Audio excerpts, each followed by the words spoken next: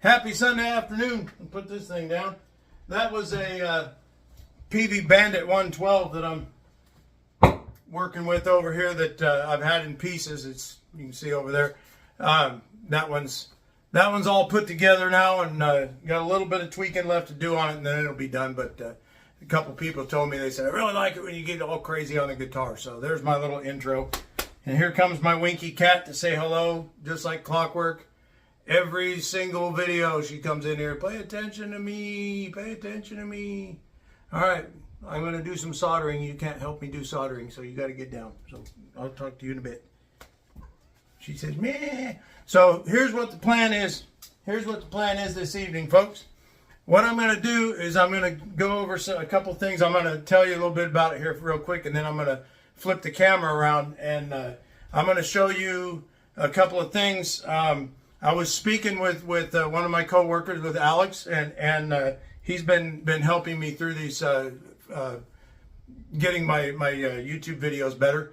And so one of the things that we were discussing was, should I go with a crazy entertaining thing, or should I go with like an advertisement kind of thing, or should I try to teach something? I've been trying to keep my secrets to myself, and part of our little talk was that basically a lot of my secrets aren't really secrets. They're just kind of the way I do stuff. Some of them are secrets, and I won't obviously tell those, but the things that are kind of common in the industry that the general person might not really know, I'm gonna maybe try to teach you some of that stuff. So I'm gonna take a couple of minutes. I'm gonna explain some soldering techniques, because there's a lot of times people try to solder their own guitar pickups in, or they try to repair something, and they end up bringing it to me because they say, well, I tried to fix it and it fell apart. Well, I'm gonna show you how to get a good solder joint, how to keep stuff from falling apart, and what a good solder joint looks like, what a bad solder joint looks like, and all that kind of stuff. So we're gonna go over different uses of soldering irons, different things like that.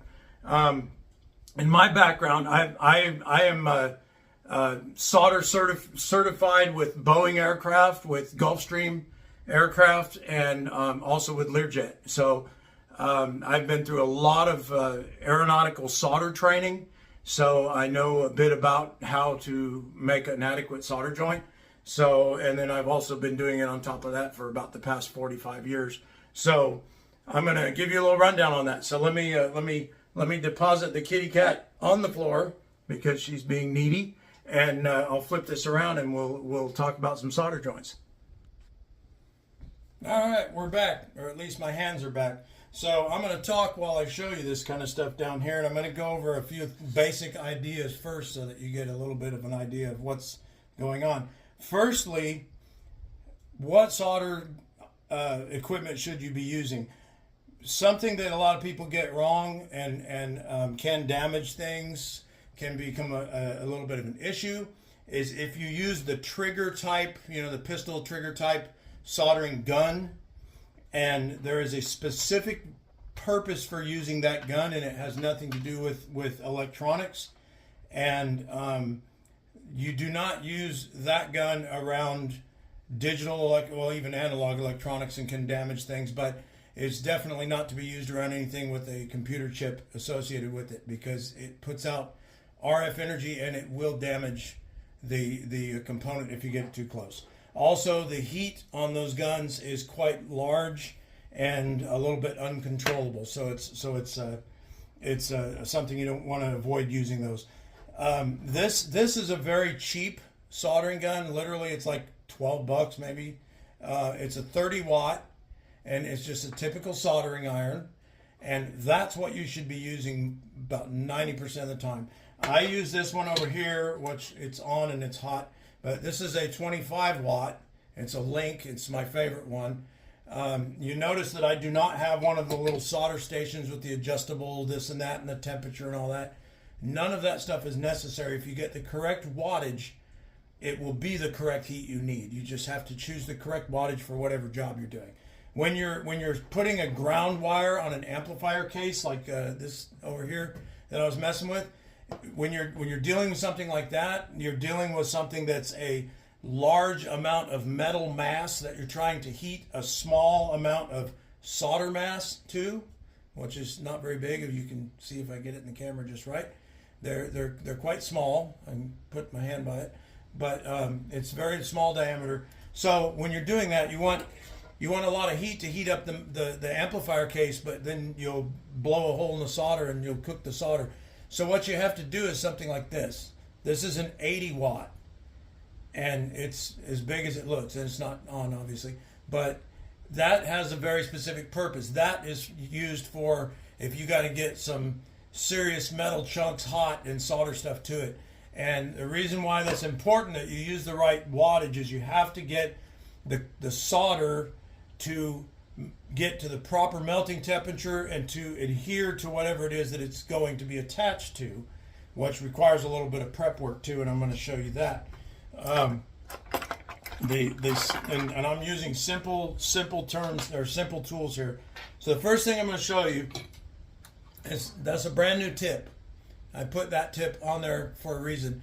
I'm going to show you something very important, how to tin it. And when you're cleaning and tinning the solder tip, you see there's a sponge here. It's simply a wet sponge, and put it in some flux, which is important, and then wipe it on the wet sponge again. And once you get it like that, then you can just hit it with some solder and cover the tip of it.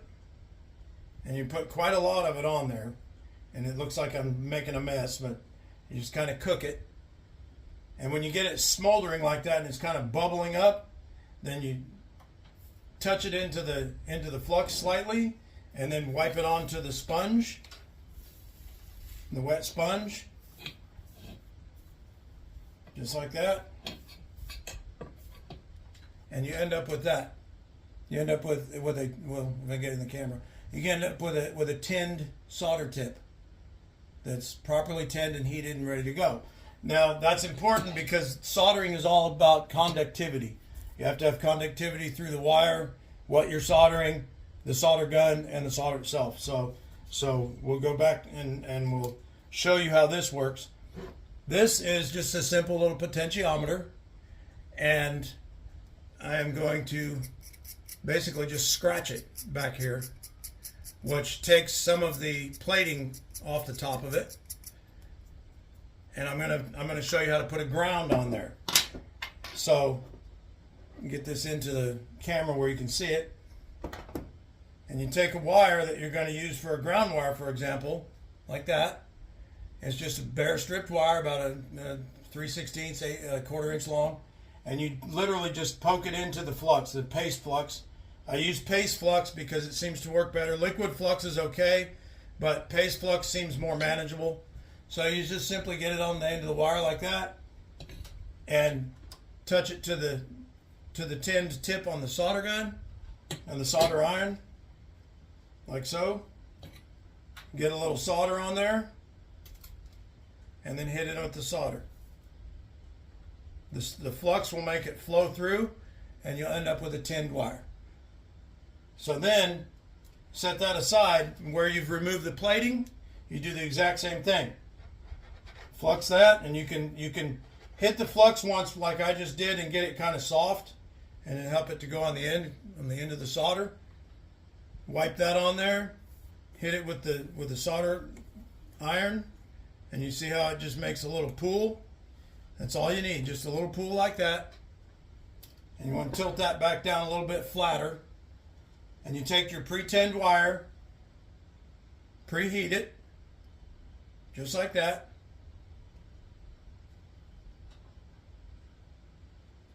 Set it on there. Once you get a good flow going on, hold it in place. Once it starts to solidify, you can let go of it. Something you do not want to do, you see a lot of people do not blow on the solder joint, thinking you're going to cool it off. what you end up with, and Alex can vouch for this one, is when you have molten metal and you cool it too quickly, it will crack, it will deform, it will disbond, all kinds of different things because you've cooled it faster than the metal should be cooled. So when you're dealing with a solder joint like this, you want it strong, you want it solid, and you want good electrical flow through it. The only way you're going to get that is a proper bond, and a proper bond requires proper cooling. Solder will cool in seconds. So if you're blowing on it, you're quite impatient, so don't be impatient. Just hold the wire, wait for it to cool off. If it takes more than 3 or 4 seconds to cool off and to solidify properly, you probably overheated the component anyway, so you need to rethink that. You saw how quickly that I did that. Soldering, if you have the proper soldering tools and the proper preparation and the proper type of solder, very small diameter, silver core solder or rosin core solder, either one will work. You have to have the proper components, and if you have all the proper components in place, that solder joint shouldn't take you very long to heat it up and to apply the joint. So it's not something that requires massive heat. And you don't want to heat these components because they're kind of delicate, so you don't want to get it too hot.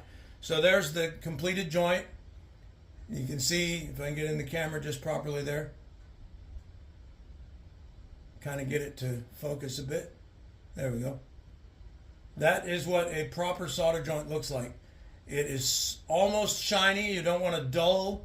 You don't want it to be super shiny, but you want an almost dull look. You want it to be somewhat flat, not bulbous, because if it's bulbous, it cooled too quickly, and you've made a big bubble out of it, and it won't have a good solid bond. This, you can pull on it, and you can break that component before you break that wire off there. So that is that. But with the tinning of the tip, like I just showed you, I put it in the flux. As I showed you, as you're doing your solder job, you'll want to keep that tip clean. You want to keep the carbon buildup off the end of the tip because it causes problems. It'll cause imperfections, impurities in the joint itself, and it'll cause the joint to be weak, and it'll also cause higher resistance in the electrical circuit. So you want to keep that tip clean, and you can keep it clean with the wet sponge if you want to start from something simple, just like that. A damp sponge, put it in the flux, just simply wipe it until it's clean. Doesn't hurt a thing. I use this little thing here. It's made by Weller, and it's literally just some brass wool. It's just a wad of brass wool in this little thing, this little rubber thing, and you literally, it doesn't have to be wet or anything. You literally just poke the soldering tip into it, and it cleans it off, and it does a really darn good job of it. So you get a nice clean solder tip. So there's some of the simplicities of how you make a good solder joint. So one moment here, and all right. So that was just a very simple rundown on how you get a good solid solder joint, a simple solder joint. There's a lot more to soldering. There's some ways to join wires. There's some way to desolder. And in the next video or two, I may, if this is well received, I may go into how you desolder, how you disconnect soldering components, how you clean solder off of stuff. If you're rewiring a guitar and you want to change pickups and you got this big mess of solder on the back, for example, that looks like that, I can teach you how to take that off clean as a pin and look like brand new without overheating the component and make use of that. And so there's a lot more to soldering than what I just showed you. But what I showed you was the basics of what you really need. To get started. All right. Hello, everybody. I'm over in the studio. I hope you enjoyed the video. Please like and subscribe my video channel and leave me comments on how I can make the video better. I would really appreciate that very much. I'm trying to do a little bit more useful things, a little bit more educational things. So we'll see how that goes. I wanted to show you my shirt. You can get it in the camera. I'll get it all the way in there. Brand new birthday shirt. I love it.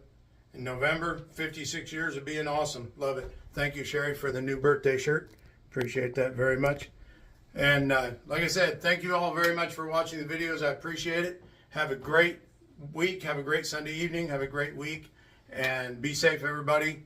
And I will see you all. God bless you this week. Bye.